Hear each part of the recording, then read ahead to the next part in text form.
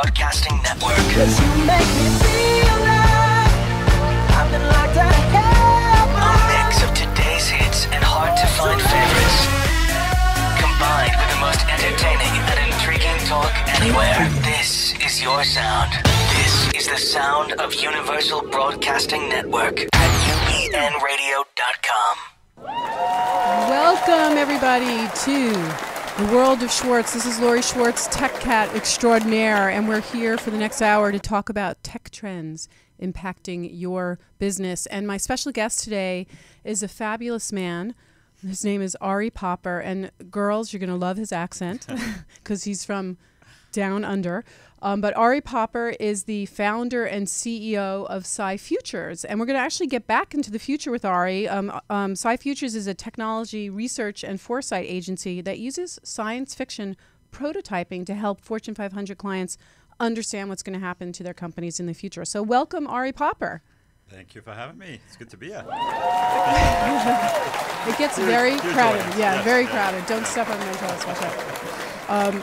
So I've known Ari for a couple of years. I heard about you because all of us doing lab future kind of stuff in the biz kind of hear about each other. And so there was one moment in time, I think 3 years ago, where like 3 different people said, you need to go talk to this guy, Ari Popper.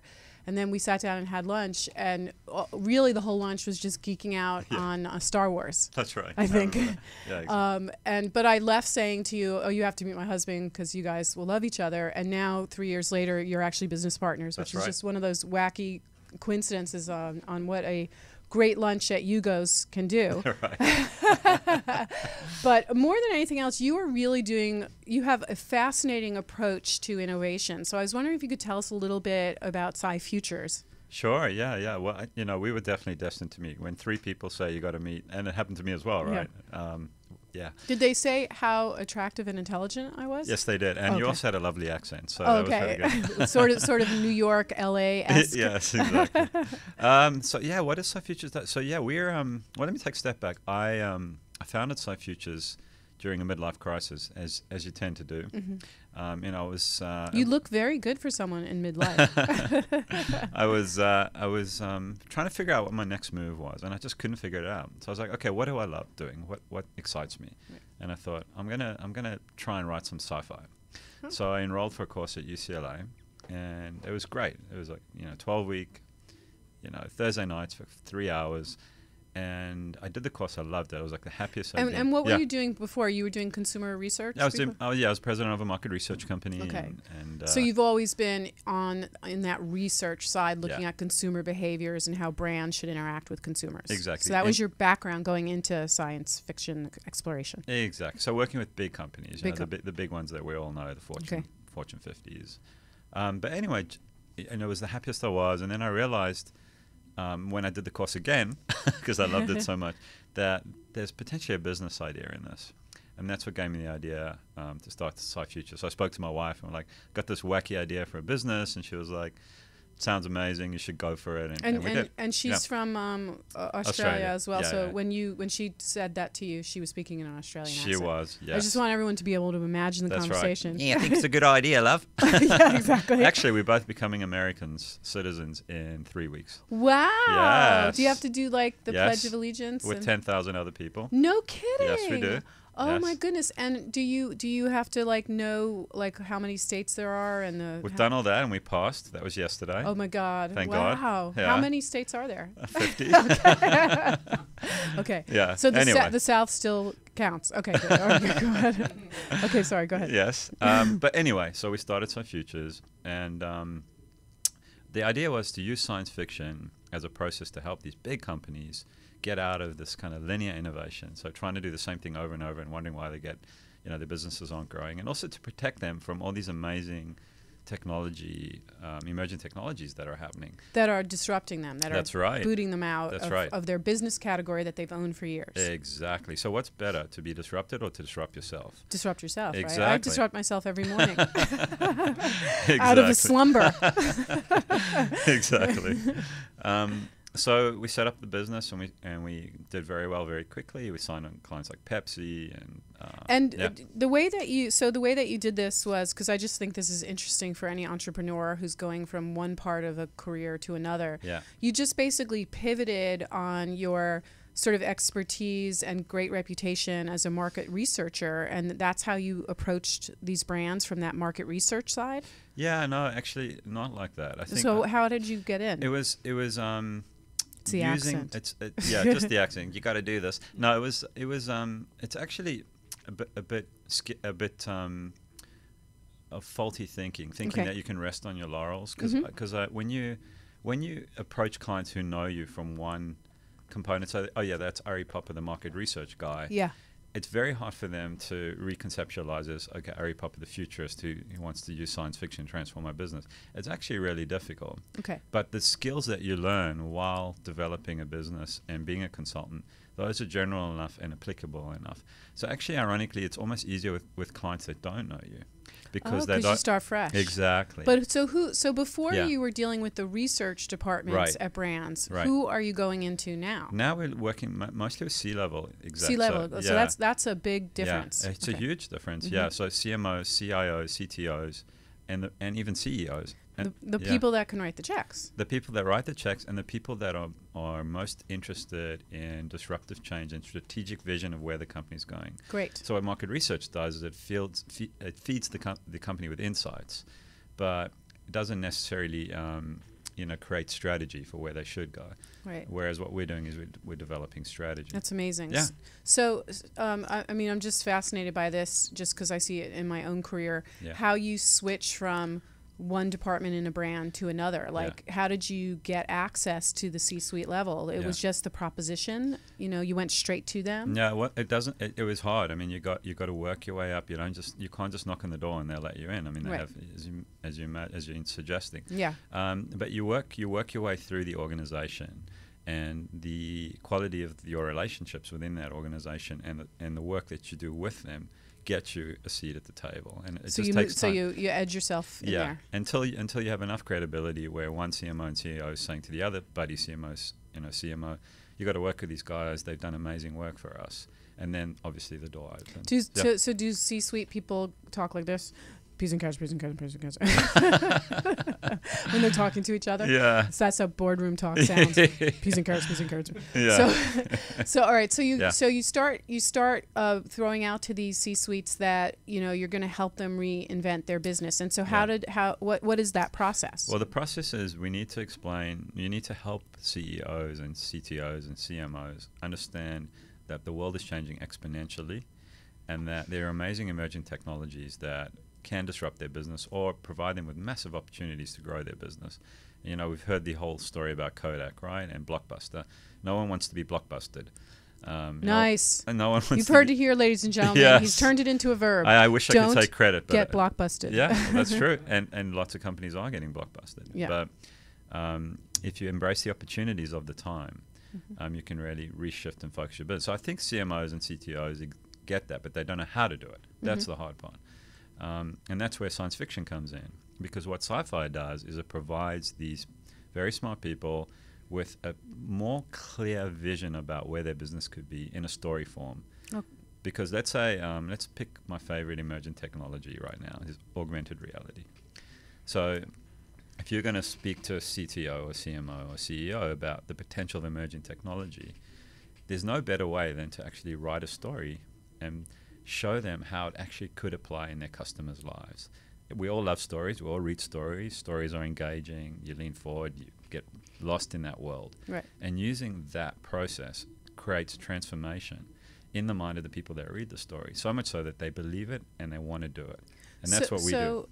No, I love that. Yeah. And forgive me for interrupting. No, of course. But that's what a host does. Yes. But that kind of fascinates me, because how did they ever not treat you seriously because you were coming at them and saying a robot is going to be your next consumer, or whatever their science fiction story is? I mean, I could totally see that, again, from a research perspective. A researcher or a marketing person in the company understanding and appreciating that process. But did the C-suites, I mean, do they really understand and read the science fiction as a business solution, or are they approaching it more as a human being who's just stimulated by a story? It's both, actually. I think you're right. There is, some of our clients, there is certain natural skepticism, like, what do you mean sci-fi? You're going to talk about green men and aliens. But when you make them understand that really it's what sci-fi does so well is speculating about where the world could be in a believable and emotional way. It doesn't have to be wacky and far-fetched. It can be a very serious business document, a vision for the future, and that's really what we do. So once they understand that's what we're doing, then it's much easier for them. Yeah. That's so cool. So talking about augmented reality, you know, I know you just, you were all in the press the last 2 months, amazing press on a project that you launched with Lowe's. Yeah. Home repair Lowe's. Yeah. Can you talk about that? Because I think that's a great example of what you're talking about. And it's kind of a mind blow too, what you've done. So. Yeah, no, it is. It's really, and really the genius who actually built it at your company. Yeah, amazing man. Laurie's my husband. Absolute genius. Scott Susskind. Okay, yes. Ladies and gentlemen, Scott Susskind. This segment is brought to you by Scott Susskind Appreciation. So you had been working with Lowe's prior in your research life, or again, how did you get access to Lowe's? Lowe's was a client of my previous, but this particular individual at Lowe's was new to the company and very visionary guy by the name of Carnell, and he really understood the premise of SciFutures and was very excited about it. So he working very closely with him, we were able to quickly get senior management very excited about it. But what was cool about Lowe's, so Lowe's is a very traditional, very established, second largest home improvement retailer in the world. They haven't done any major significant innovations over the years, and I think they'd admit that and wouldn't be insulted if we said that. But what they challenged us to do was to figure out what the future of home improvement is. So in the future, how will people renovate their homes? And so what we do is we go through a process which involves working with science fiction writers. And these sci-fi writers quickly come up with these amazing visions of the future, grounded in today's emerging technologies. Now, can I ask one question? Because future can mean tomorrow, or it can mean 10 years. So does SciFutures have a specific range? Yeah, we do. Yeah, I mean, we're generally thinking about medium to long term because we don't want the next immediate thing. We want 2 or 3 iterations from there. So 3 years out? Yeah, 5 3 years? to 5. Okay. Even 5+ is probably a good sweet spot for us. Okay. And then after that, it gets very hard because it kind of breaks down. So, the C-suite who are probably in these gigs for life, they hope, are okay about spending resources on a 5-year out plan. Yeah, because what we're going to give them is a pathway to get there. So what do you do in the first year to get you to that really disruptive and interesting So it does future? Impact their business today. Exactly. Okay. Very much so. So the best way to think about it is different pathways towards the future. You can go on a linear pathway, which is a risky one because you might get disrupted, or you can get on an exponential pathway. And that's the one that we want them on because that's the one that they're more likely to maintain their competitive advantage. So we write this fantastic story about this exponential future. And in this exponential future, what Lowe's home improvement customers are doing is they're renovating their rooms just by standing in them and waving their hands around. That's so cool. Now, when you say exponential, can you explain what that means? Because I kind of know what it means from math, but what does it mean? So there's this big concept in the future space and in innovation around this idea of exponentiality. So the idea that Moore's law, which is computing power doubles at every 18 months it doubles and it costs half the price. And gets smaller and whatever. Yeah, half the size. Yeah, exactly. So what Moore's law is doing and has done is feeding this exponential increase in computing power, which in turn feeds an exponential increase in technology, which in turn changes. Whoop. Yeah, exactly. Wow, that's a spaceship landed. I just got disrupted myself. Yeah, that's right. You look good though. Okay. So now we're in another pathway. But anyway, so what exponentially does, it provides us with a way to envision these disruptive futures that are very different from where we are today. So what SciFutures does is we write stories to those futures. So back to the home improvement example, you're waving your hands around in your kitchen in real time using some kind of augmented reality device. You're seeing your cabinets change, you're seeing your wall colors change, moving walls around, changing windows, changing doors. And then you're right in your room, so you actually know how it looks. So it takes all the fear and all the guesswork out of the renovation process. So that's what the story was that you guys came up with. Yes. Okay. Yeah, and it's grounded in all the facts of today and emerging technologies like augmented reality. So kind of Minority Report-ish, Yeah, you know. exactly that. And then in this future, the customer will be able to just literally say buy, the words buy, or wave their hands and buy. And the next day, somebody from Lowe's will pull up with a truck with all their... Oh my God, that's so cool. Yeah, and they'll install it for you. I mean, not good for someone who is such a retail hoe like myself, who says buy, shop, and all these verbs that are financially detrimental to your bank account. Yeah, exactly. Exactly. But I love that. Okay, so you write this story and about this, you know, how we're all going to shop and build, and then Lowe's digs it, gets it. Yeah, so now all of a sudden Lowe's are really excited about this because it's fantastical and it's disruptive and it's, you know, believable. And contrast that to sitting in an executive boardroom and talking about the technical details of how augmented reality works. They'll be bored to tears, they won't really understand it, and they won't understand what it means for their business and, more importantly, for their customers. Right, so much smarter than a lunch and learn, right? Yeah. Because we've all sat through lunch and learns, and you go, oh, that's really interesting, thank you for the sandwich, Yeah. call you whenever. It was a very interesting sandwich. Yeah, that's right. And thank you, leave your PowerPoint, goodbye. Exactly. You know? But this way, this is actually, there's context here. Yes. And you know, and you've given them also, you're making it relevant. That's it. Right? That's the thing, right? Yeah, you nailed it, Laurie. Context is so important, and relevance is so important. Yeah, I love that. Yeah, and then you work backwards from that future. So, okay, if we were going to have these fantastical home improvement experiences for our customer in 5 to 10 years, what do we need to do today to really start on that path? And that's what we did for Lowe's, and that's when I work with Scott, Laurie's husband, who's amazing.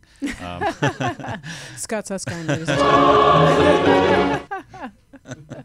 He just floated down and floated back up. That was really fast. And you figured out how to build this solution, you know. And I think you guys call it prototyping. So you prototype the way that you're going to build out the story. Exactly. So cool. Yeah. How do you do that? Like, how do you do that? Do you have a whole budgeting process? Do you know? Yeah, well, there's 2 or 3 main steps. The first step is you do due diligence. So, okay, what technologies are even available today? And so we spend a lot of time, Scott and I spend a lot of time on the phone talking to experts in the field and technologists. So are you plugged in then to Silicon Valley and the startup community? And are new technology companies starting to come to you? Yeah, they are. Yeah, they are, definitely. And, you know, we have partnerships with USC's Viterbi, which is an engineering school, and Singularity University, which is an amazing resource for us. And these are the leaders in emerging technology. People are thinking about the world's problems 5 to 10 years from now. Technology. So you're partnered with all these companies, and then you're sort of the arm for them, too, with brands, right? You're helping. And so now, you know, this is 2 years ago that you started this process with Lowe's. So now you're launching for the first time ever in the world what you guys are calling hollow rooms. Yeah, we called it the hollow room. And basically what it is this play on the holodeck, right? Which is what you and I talked about 2 years ago at lunch. Did we talk about a holodeck? Yeah, because we were geeking out over Star Trek and Star Wars. Oh, cool. Yeah. So we built... Captain, we are being hailed. How did he get in here? Can you join us for the interview? That's right. So it's this idea that you can go into a Lowe's store and you can add in the dimensions of the room that you're renovating and put where the door is and where the window is, and then using a tablet, you actually walk into a holodeck, or hollow room, and you can actually see all your room in life size with all the Lowe's products life size, and you can get this visceral, immersive understanding of what your renovated room is. So cool. Yeah, and we're building them right now. We've already done a prototype and a trial. It's out in the market, and October, November, they'll be in stores in Toronto. So it's launching in Canada. In Canada, yeah. So, excuse me. So what happens to Lowe's though? Do they have assets ready for the augmented world already? And does everyone at Lowe's now have to like change how they do business? Like, how do you? I know the C-suite has said we're going to do this, but I've also often been in meetings and at companies where the C-suite says, this is really cool, we're going to do this, but it's the people underneath that actually have to implement it. So how are you guys infusing with the company? Yeah, no, it's a great question. So there's a few questions in there. The first one is how you're going from physical product to virtual products, 3D products. So we had to develop a proprietary method for Lowe's to convert all their physical, faucets, sinks, vanities into digital objects, wow. which we've done in the lab, which Scott, who's amazing, has done. Scott Suskind? Yes, that's right. Computer, status report. But also, a lot of the work that we do is really, what it boils down to is change management. That's the essence of what we do, because if you're trying to implement disruptive futures, you have to break some eggs to make the omelette, and nobody likes change, particularly old conservative organizations don't like change. So you're reshaping Lowe's business. Yeah, I mean, that's you're exactly not. Right. So it's not this, because this has always been my challenge, and also it's just a problem when you go in and you talk about innovation, and it's like a cool hour presentation, and then maybe you'll get a few folks at the organization who love it to implement your ideas. Yeah. But you're talking about impacting almost every part of their business right now. That's right. Yeah, exactly. What we're trying to do is help the organization develop new competencies in disruptive futures. What we like to say, the new currency of how the world will be functioning in 3 to 5 to 10 years. Wow. And if they can almost get familiar and comfortable with that before anybody else, they're going to have a massive competitive advantage, 2-3 year advantage over everyone else. And that's that's exactly right. And are you allowed to talk about any other clients that you're working with right now? Yeah, we're working with Hershey.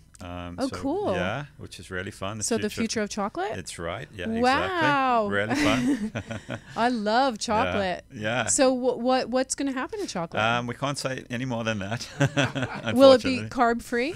Can't say any more than that. To boldly go where no one has gone before. Exactly.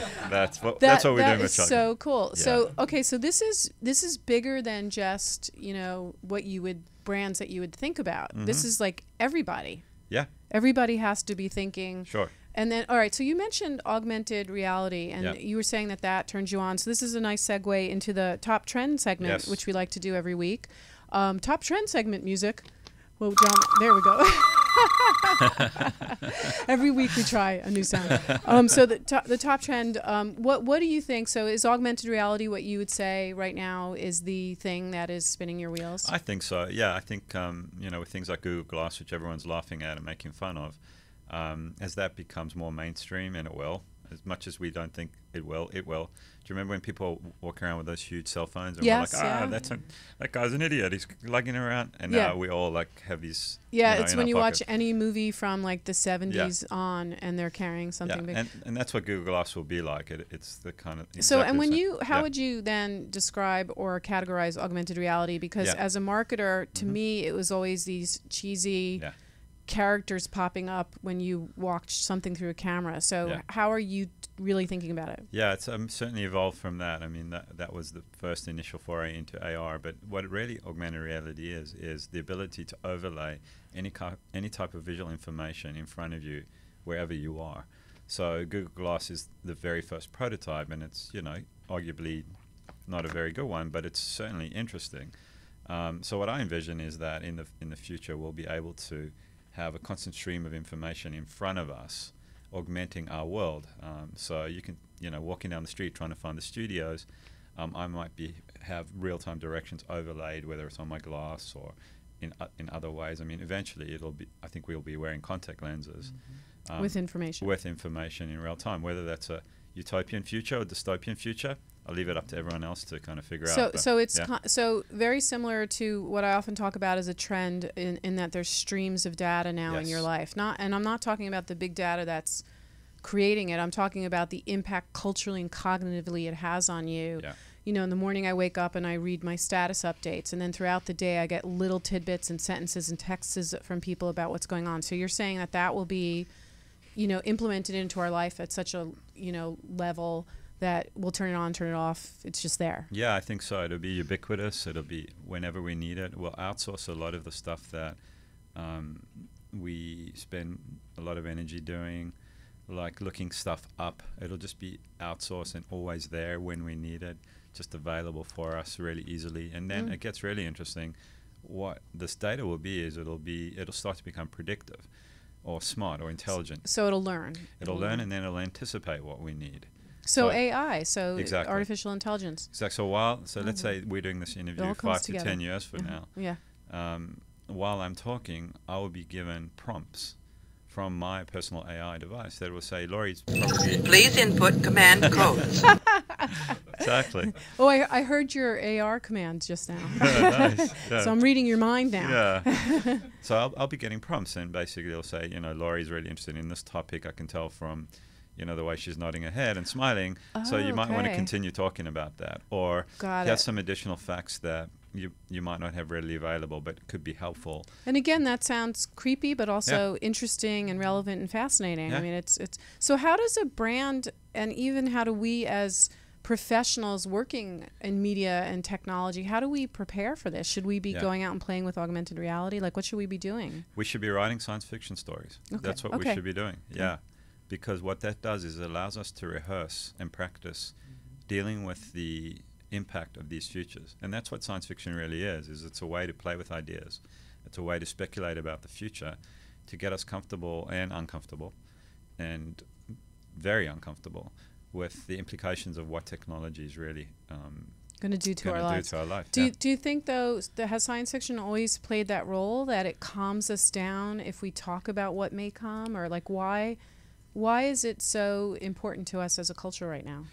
Well, I mean, it's a big question. I mean, it's incredibly, for me at least, entertaining genre. And the top 10 movies of all time, I think, are either sci-fi or fantasy, or almost. I think 8 out of the top 10 are either. We just love it because it allows us to play with ideas. It allows us to really say, okay, what if, Ursula Le Guin, famous sci-fi writer, wrote a book about what if there were no genders. If you were male for a little bit and female for a little bit, and in between you were God, marriage neutral. would be easier. And it is on this planet, which is icy cold. Yeah. It is a lot easier, but it has some serious issues too.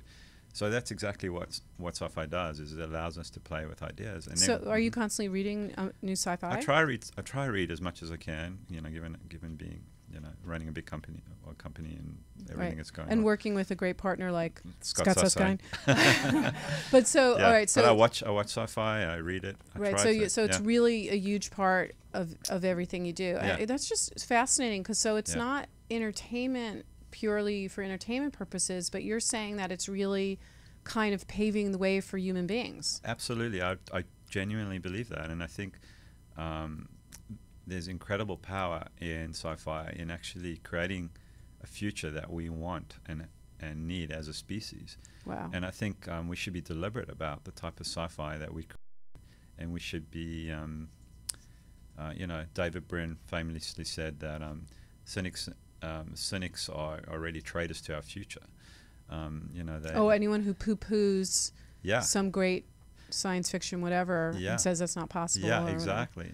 So anything is really possible. I believe so. Within reason, of course. But I think that unless we have a positive, inspiring, uplifting narrative of where we're going, and of course we're applying this to businesses, but it applies to society, then we are kind of doomed along this kind of blindly following any path and anything that happens to us. So you're looking at solutions that are also then not only about how a brand markets itself or the kind of products that a brand makes, but also their role in society, it sounds like, Yeah, absolutely, because, their customers are humans, and humans live in a society, and, it's all intertwined. So, yeah, absolutely. And I think the more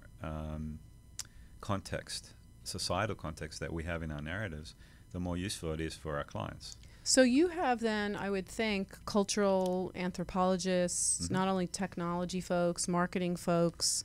You have like everyone who understands the human species kind of in your world right now. Yeah, and that's what great novelists do, right? Not great science fiction writers have an uncanny ability to understand human nature. Some do, some don't, but really great sci-fi writers do. And that's what makes it so believable for us, is because, I would behave that way if I was a female for a month of every 12 months, that feels about right, Yeah. And that's probably how my partner would react. Could I pick what that month is like for you? And what time of month it is? Anyway, so there's so much beaming going on in this room today. So getting back to augmented reality, are there any other technologies that are really like blowing you away right now? I'm really into quantified self because I'm a runner. You know, I'm training for a marathon. So that is taking the data that is manifested from how your heart, your biofeedback information from any of these Fitbit devices and things like that. Yeah, exactly. And then what happens to it? Yeah, exactly. So what is your favorite? Do you have a favorite measurement device right now? Right now, I'm wearing the Garmin watch. So this is mostly for running, and it's integrated with a heart rate monitor.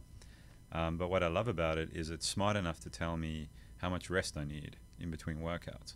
Oh. So it knows how much energy I've exerted based upon all the biometrics that I've provided during my workout, and it'll say you probably wouldn't run for another 49, 50 hours. You know, take a rest. Or no kidding. Yeah, it's really cool. And does it say things like you need a cocktail right now? That's coming soon. That's a great app. That's a good business. We should do that. So yeah, you call it like cocktail up. Yeah. Or yeah. Yo cocktail. Yeah.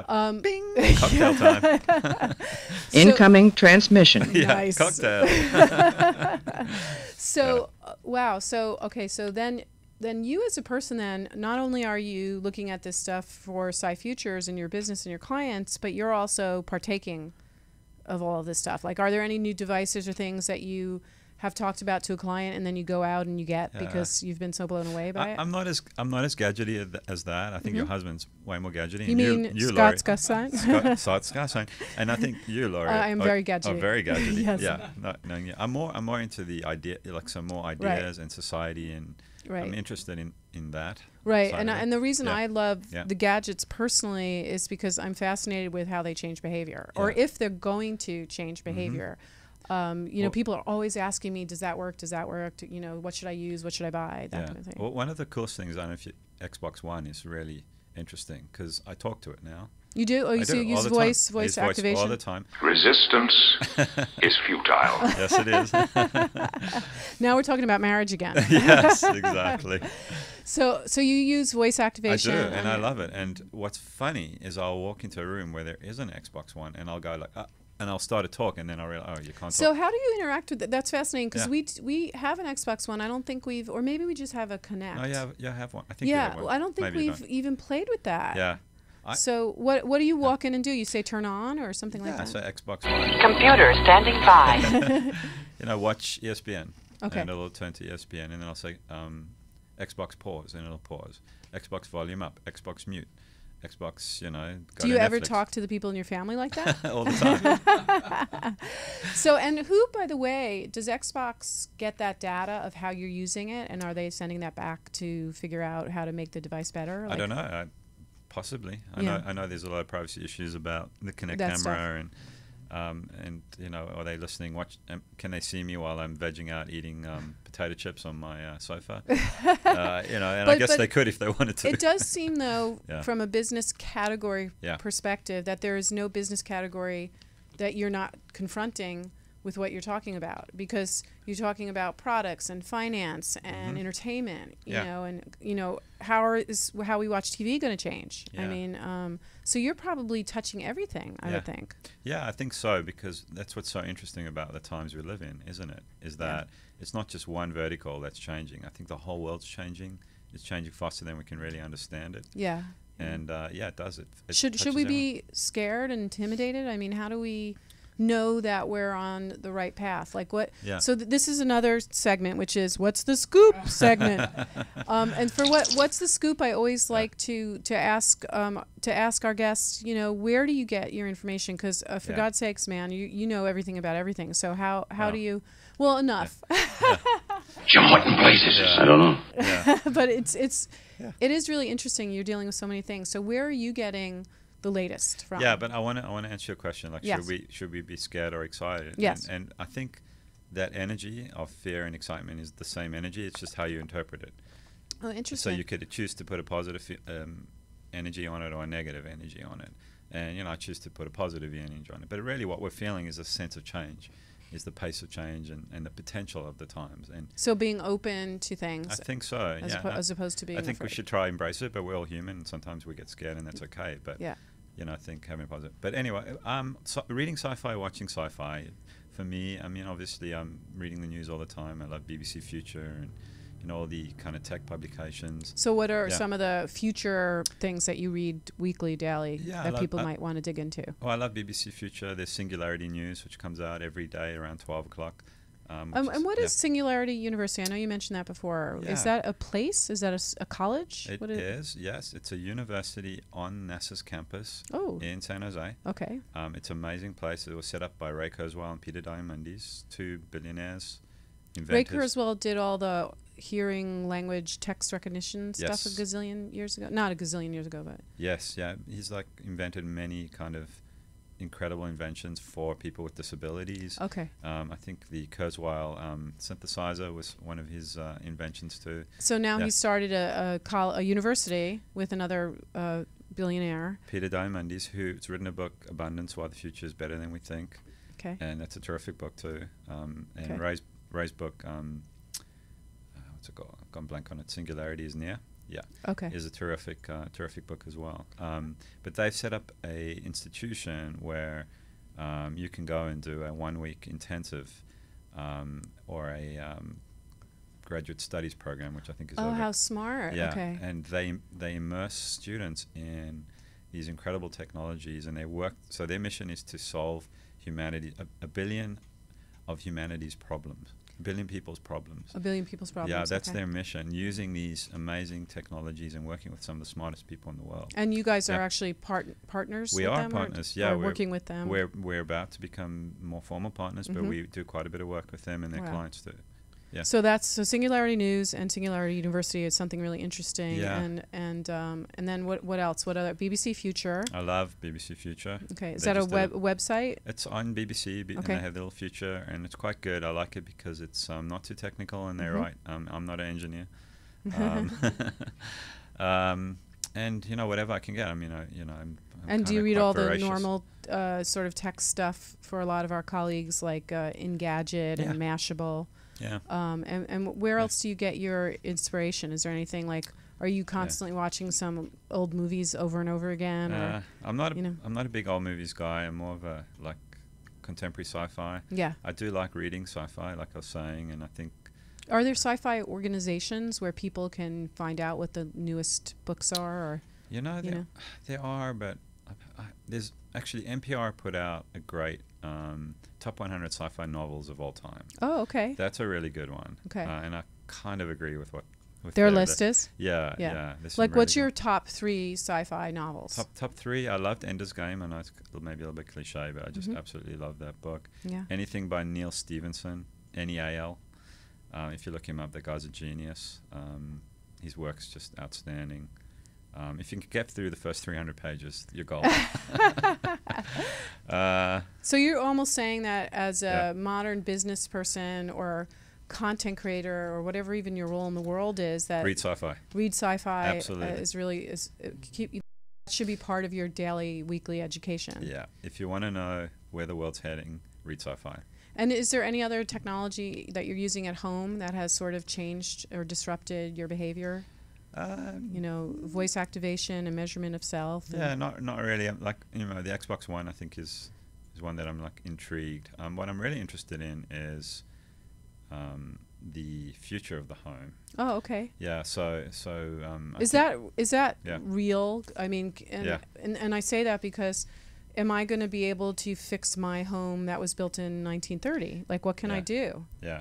Just get a Nest and say I'm connected, or what do I? Eventually, I do think it'll be that simple. So you'll just be all of us who are living in old homes, we don't have to go and buy a new home. No. You'll be able to. You think there'll be enough people out there like Lowe's building stuff for new homes? I do, homes? And I think it'll be as simple as little stickers that'll be sensors. Oh, cool. That you'll just basically stick on. Everything you want. Your cup, your plates, your items in your refrigerator and your fridge, and then these devices will be able to talk to each other. So this is the Internet of Things. Exactly. So all these sensors will talk to something, and then we'll provide service. So you really think, how far away is that? How far away? It's close. So we're all going to be censoring our home? We'll have the option to if we want to. Yeah, right. We do. And then the interesting part is the data AI overlay, right? So it's one thing having sensors in the room generating data. What's really valuable is how it all comes together to assist you and change your life. So that's where the true smart home comes to being. So there's a persona, an avatar that is your home that now knows where everything is and how they're doing and how they're talking to each other and what you should do to live more comfortably in your home. Wow. That's interesting. Yeah, no, that's really And fascinating. that's not far off either. Really? No. So all this stuff is like coming around the corner. I think it's pretty close. So, all right. So we're in Hollywood, and you know, a lot of our audience are content creators. What should they be doing? What should they be looking at with all this stuff? I mean, obviously, how to make content for a content box that talks to its user. You know, things that are censored. I mean, what's going to happen to how we watch TV? I think that's your job, Laurie. Computer standing by. That is another show. If your listeners are interested, that's what Laurie does. The future of content, it's true. But I was curious about you. Like, I'm sure you think about that a lot. Yeah, I do. The future of media is so important, and that's why we work together so much. Because you know, the idea of being in front of a screen is just going away. You know, the idea of having one singular place for a screen, right? Yeah. And when we all live in the cloud and data is everywhere and content is everywhere, everything becomes a potential screen. And that's very interesting. So, and it is true that content will be everywhere. We're not just saying that. It really is going to be everywhere. And then there'll be these sensors that will interpret it. Specify parameters. Exactly. We are having so much fun with sound effects. There's so many great... I guarantee this will be the most sound effects you ever use. Yeah, that's right. Well, science fiction has so many great ones. Yeah. I used to trick out my old Mac Classic, the box, with all of the enterprise sounds. So anything I did, mouse clicks or whatever. Cool. And I remember everyone around me was so irritated. Yeah, I bet. You know? But it was so great. Those were good days. So what? A few more minutes we have before we have to say goodbye. But are there any other client projects that are launching that you can share with us? Yeah, we're not allowed to talk about any of our client work just because it's so confidential, proprietary, and competitive. I would assume very competitive, and just because it is very disruptive. Right.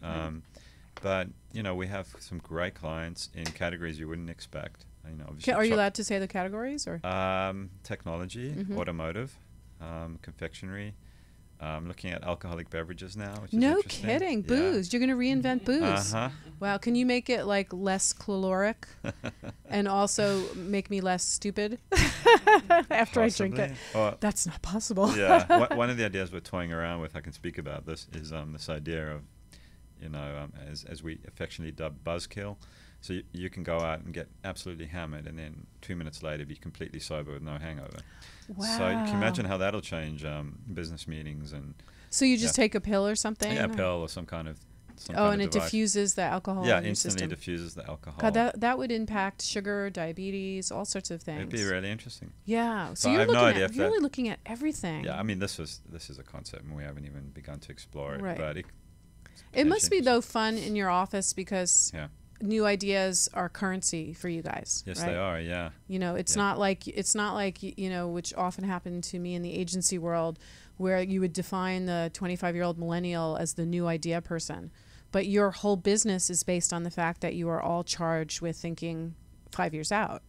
Yeah. No. You know? Yeah. Exactly. And we share the burden with our clients, so we have exercises that we do with our clients. And they come up with some terrific ideas too, and ultimately. So you take them through workshops, exactly. right? Yeah, and you help them get there too. Exactly. Because in the end, the clients really know their business category, right? So you need them to help you, you know, shape your future. Exactly. Do you think? Again, we're wrapping up soon, but do you think there's one business category that's going to lead with disruption? You know, just because it needs to. Is there, you know, one that's really? I mean, obviously the tech sector. Yeah. But is there anything else? Is it home improvement? Is it going to be packaged goods, confectionery? Like, what area do you think is most ripe for explosion? You know, that's a really good question. I'm not sure I can answer that, but I think that the nature of disruption itself is that it'll come from where we least expect it. So I think, look at, you know, Elon Musk with Tesla, right? He's developed an automotive business, and he's really a guy who comes from PayPal and eBay and. Right, he was an entrepreneur and a tech guy. Yeah, and now he's kind of disrupting battery technologies. And did you say battery? Battery, yeah. Battery. That is correct. That is correct. Love it. Yeah, so he I think that's a good example. I think it's hard for our clients to come up with disruptive innovations within their own industries because they're so entrenched. So they end up disrupting other. They may disrupt other industries, or they may get disrupted by another industry that comes into their industry. Wow. And I think when you think of things like Google's Nest, right, which is basically a smart thermostat, I think what that really is going to be is an AI for the home. Right. So it's bigger than just making sure your room is cold or hot or dealing with anything. It's not just a thermostat. Yeah, that's really cool. So everything is kind of not just that. Yeah. I mean, we call it the collapsing of boundaries, collapsing of categories. Oh, right. That's interesting. Yeah. That's interesting. So do you ever mix client businesses together so that they learn from each other? Yes, we do. Because that would be fascinating. Yeah. One of the great exercises that we do is kind of what we call a company mashup. So you might get two atypical companies, say a financial services company and say, I don't know, automotive company. And now they charge to working together to come up with some interesting mashup of their two businesses. And with technology, you can. Yeah. It's such a great idea. So is there, a last thing, is there anything that you guys are going to be announcing soon that we can be on the lookout for? Or where should we learn more about SciFutures? On our website, SciFutures.com. Okay, Thank you for asking that. Ari Popper at SciFutures.com? Yes. Okay. If you want to email me, Ari.Popper at SciFutures.com. At SciFutures, Twitter. But, we are very excited about the business. It's growing very quickly. We've got some great clients. We're prototyping some really interesting stuff. It's really, I mean, you've only been around as SciFutures, for 2 years now? 2.5, approaching 3 years, yeah. Yeah, and it's just kind of went boom. Boom. Is it right time, right place kind of thing? I think so. Yeah, I think so. Right time, right place. Because everything's, the world is transforming so quickly, and you're helping people manage that transformation. Exactly, and it's meant to be. That's why 3 people told us to meet, Laurie. That's right. Yeah. Coming, nice circle back. That's right. Look at you. Nice. I'm a pro. Closing it up. Well, ladies and gentlemen, you heard it here from Ari Popper, the futurist, telling us really how our world is really changing fast, but to be excited about it and the power of science fiction, which I think I always understood that was, an undercurrent for what you were doing, but I never really understood the cultural impact that it has, on us as humans, and how important it is to weave science fiction reading just as a business person, how right now you really have to, understand what may happen, or you'll get disrupted out of your own world. So check out SciFutures.com, and you can also find a lot of articles about your Lowe's Hollow Room, right? Yeah. If you Google Hollow Room, you'll find it. You'll find more about SciFutures.com, and you can talk to Ari and find out how he does everything. So this has been Laurie Schwartz, your resident tech cat here in Los Angeles, where it is hotter than anything, and I'm hoping that Ari invents a big air conditioning for Los Angeles during these few months, and for those of us that live in the Valley. Stand by. Join us again here at Laurie Schwartz, where we're helping you to understand how technology is enabling your business. See you all next week. Thanks, Laurie. It is hot. Transfer complete. Yeah, everyone get out of here. Get out of here. Go home. Go home. One at a time, don't push. Yeah, that's right.